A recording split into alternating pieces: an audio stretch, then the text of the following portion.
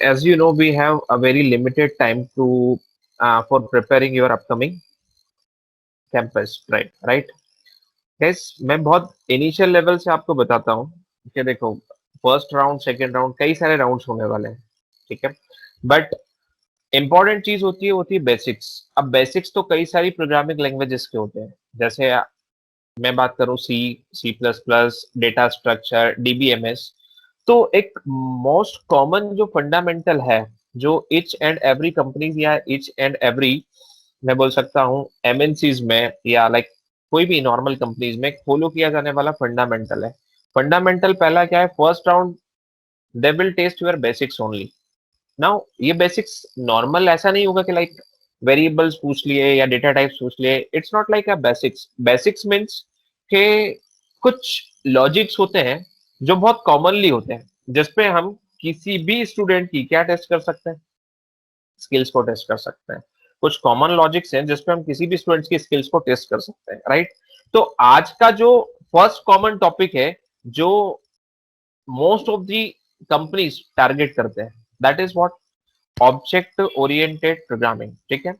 कुछ चीजें ऐसी होती है, जैसे कुछ टॉपिक्स ऐसे होते हैं जो होते तो काफी लेंदी हैं, जिसमें बहुत डिटेल वाइज भी क्वेश्चनिंग हो सकती है आपसे। ये आपको पता है कि बहुत लिमिटेड टाइम है, लेकिन इस लिमिटेड टाइम में मैं ये चाहता हूं कि आप लोग सभी टेक्निकल राउंड इजीली क्लियर कर पाए या टेक्निकल राउंड इजीली क्रैक कर पाए। तो इस सेशन में, नॉट ओनली टुडे, अपकमिंग जो 2 to 3 days हमारा जो प्लान आउट है, उससे इस पूरे ड्यूरेशन में I'll try to cover maximum those topics which is commonly or frequently asked in interviews, ठीक है। तो मैं मेरे एंड से ट्राई करूंगा कि आपके वो सभी टॉपिक्स कवर अप हो जाए जो मोस्ट ऑफ द टाइम क्या है, कोई भी कंपनी इंटरव्यू में टारगेट करती है। पहला टॉपिक जो है, पहला जो टॉपिक है वो है हमारा ऑब्जेक्ट ओरिएंटेड प्रोग्रामिंग। आप सभी जानते हैं कि ऑब्जेक्ट ओरिएंटेड प्रोग्रामिंग एक बहुत कॉमन टॉपिक है, और हो सकता है कि आपने अपने लाइक डिग्री ड्यूरेशन में इस टॉपिक को रीड आउट किया हो। सभी ने किया होगा, ठीक है। जावा में या सी प्लस प्लस में जब भी हम लोग स्विच करते हैं तो ऑब्जेक्ट ओरिएंटेड प्रोग्रामिंग पे जो है हम लोग पुट करते हैं। लेकिन गाइस, कंपनी जो बेसिकली टारगेट करती है ऑब्जेक्ट ओरिएंटेड प्रोग्रामिंग, वो किस लेवल पे टारगेट करती है मैं आज आपको बताने वाला हूं, ठीक। अब जब भी ये तो हमें समझ में आ चुका है कि ऑब्जेक्ट का मतलब होता है मेमोरी, और अगर हम object oriented programming language prefer करेंगे then we will use dynamic memory concept. अब गाइस, अगर आप कोई भी program, we are not talking about object oriented programming, now we are talking about object oriented program. अगर कोई भी प्रोग्राम ऑब्जेक्ट ओरिएंटेड प्रोग्राम है, ऑब्जेक्ट ओरिएंटेड प्रोग्राम, अगर कोई भी प्रोग्राम ऑब्जेक्ट ओरिएंटेड प्रोग्राम है, तो उस प्रोग्राम में एटलीस्ट इतने फीचर्स होना चाहिए। आपके प्रोग्राम में क्या होना चाहिए? क्लास, सेकंड, ऑब्जेक्ट, तुम लोगों ने सुना है प्रॉपर्टीज? प्रॉपर्टीज पता है किसी को क्या होता है? नहीं। यस सर, पॉलीमॉर्फिज्म, एब्स्ट्रैक्शन, ये तो ऑब्जेक्ट ओरिएंटेड प्रोग्रामिंग सिस्टम की कैरेक्टरिस्टिक्स है कि इतने फीचर्स होना चाहिए। We are not talking about features, we are talking about object oriented program. अगर कोई भी एक प्रोग्राम ऑब्जेक्ट ओरिएंटेड प्रोग्राम है, तो उसमें पहली चीज तो क्लास होना चाहिए, दूसरा उसमें प्रॉपर्टीज होना चाहिए, तीसरी सबसे इंपॉर्टेंट चीज उसमें क्या होना चाहिए? कंस्ट्रक्टर। चौथा उसमें नेक्स्ट क्या होना चाहिए? मैथड्स। मैथड्स को ही हम लोग क्या भी बोलते हैं पता है? ऑपरेशंस। और अगर मेरे पास क्लास है, प्रॉपर्टीज है, कंस्ट्रक्टर है, मेथड्स हैं और ऑपरेशंस है, एट दी एंड सबसे लास्ट में हम जो यूज करेंगे वो होगा उस क्लास का क्या? ऑब्जेक्ट। तो आप अगर कोई भी प्रोग्राम ऑब्जेक्ट ओरिएंटेड वे में कंस्ट्रक्ट कर रहे हो, तो बेसिक फीचर्स या बेसिक कैरेक्टरिस्टिक्स उस प्रोग्राम में क्या क्या होना चाहिए? उस प्रोग्राम में क्लास होना चाहिए, प्रोग्राम में प्रॉपर्टीज होना चाहिए, उस प्रोग्राम में कंस्ट्रक्टर होना चाहिए, उस प्रोग्राम में मेथड्स होना चाहिए, उस प्रोग्राम में क्या होना चाहिए? ऑब्जेक्ट होना चाहिए, राइट। अच्छा, मैं सोचा तो मैंने ये था कि मैं आपको सी प्लस प्लस से पढ़ाऊं, बट फिर भी मैं आप लोगों से पूछ लेता हूँ कि हम object oriented programming C plus plus पे इम्प्लीमेंट करें या जावा पे, जैसा आप लोग चाहें। जावा पे। जावा प्रेफर करेंगे? बहुत अच्छी बात है कि आपने जावा चूज किया है, राइट।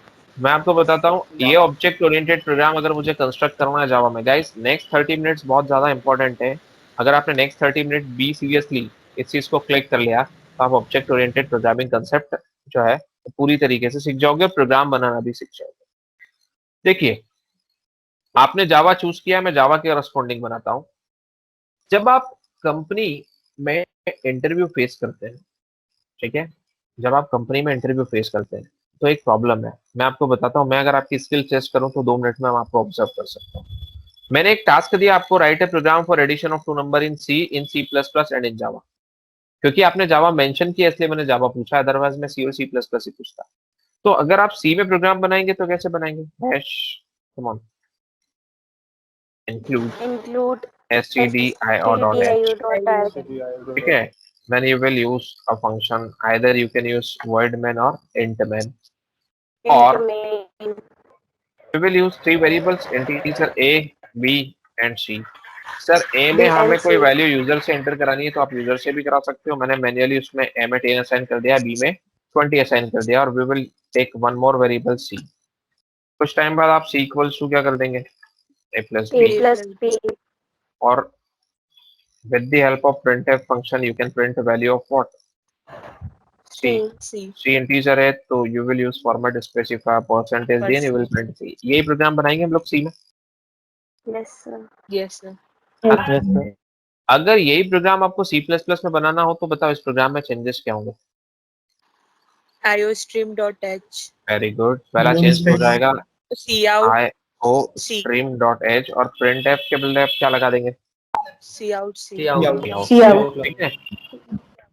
अब यही प्रोग्राम हमें जावा में बनाना है, तो हम जावा में बताए कि सब कुछ किसके अंदर लिखा जाता है?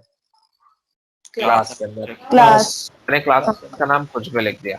जावा में जो मेन मेथड लिखा जाता है वो लिखा जाता है कुछ ऐसा, पब्लिक static static void ठीक है, void void main, आर्गुमेंट में you will pass a string type अरे, ठीक है। स्ट्रिंग टाइप अरे पास करते हैं आप, अरे का नाम कुछ भी हो सकता है बिकॉज अरे is user defined data type. Now see, यही काम मुझे जावा में करना है, तो बस वही करना है, इंटीजर इक्वल्स टू बोलो 10 पे कॉमा इक्वल्स टू 20, और एक और वेरिएबल एक्स्ट्रा जो था वो हमने ले लिया C. And you will do C equals to what? A plus B. अब प्रिंट एफ सी आउट के प्लेस पे यहाँ पे क्या होता है? system.out.println, और you will print what? C। अगर आप ये तीनों प्रोग्राम बना के आते हैं तो बताओ एडिशन ऑफ 2 नंबर का प्रोग्राम सी, सी प्लस प्लस और जावा में हम यही बनाएंगे? yes sir yes आप सिलेक्ट नहीं होने वाले। What is the reason behind that? मैं आपको बताता हूँ। राइट, आप जो है आपने सी में जो बनाया, सी कैसी थी programming language? Procedure oriented programming. वही प्रोसीजर ओरिएंटेड प्रोग्रामिंग का कंसेप्ट आपने किस में अप्लाई कर दिया? सी प्लस प्लस में। बट सी प्लस प्लस तो क्या था?